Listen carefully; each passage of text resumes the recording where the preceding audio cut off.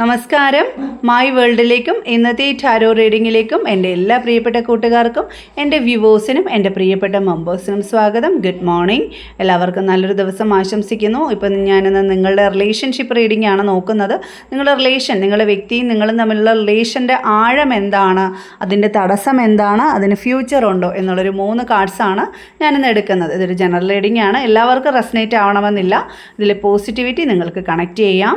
High priestess കാർഡാണ്, major arcana കാർഡാണ്, ഒരു ഇൻറ്റ്യൂഷൻ്റെ കാർഡാണ്. വളരെ പവർഫുള്ളായിട്ടുള്ള ഒരു കണക്ഷനാണ് നിങ്ങൾ തമ്മിലുള്ളത്. ഒരു സോൾമേറ്റ് കണക്ഷൻ എന്നൊക്കെ പറയാം.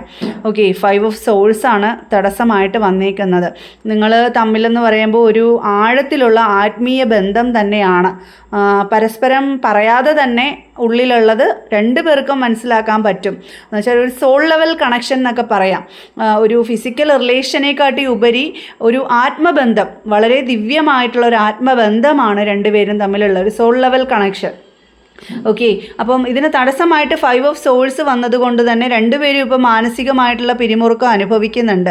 ഒരു ക്ലാരിറ്റി, എന്തോ ഒരു അകൽച്ച എനിക്കിവിടെ ഫീൽ ചെയ്യുന്നുണ്ട്. അപ്പം അത് താൽക്കാലികം മാത്രമാണ്. ഈ ഒരു റിലേഷൻ ഒരിക്കലും അകന്നിരിക്കാൻ സാധിക്കില്ല. ഇതൊരു സോൾമേറ്റ് കണക്ഷൻ തന്നെയാണ്. നിങ്ങൾക്കൊരു ഫ്യൂച്ചർ ഉണ്ട്. 6 ഓഫ് വാൺസ് സൂചിപ്പിക്കുന്നുണ്ട്. ഇതിൽ പോസിറ്റിവിറ്റി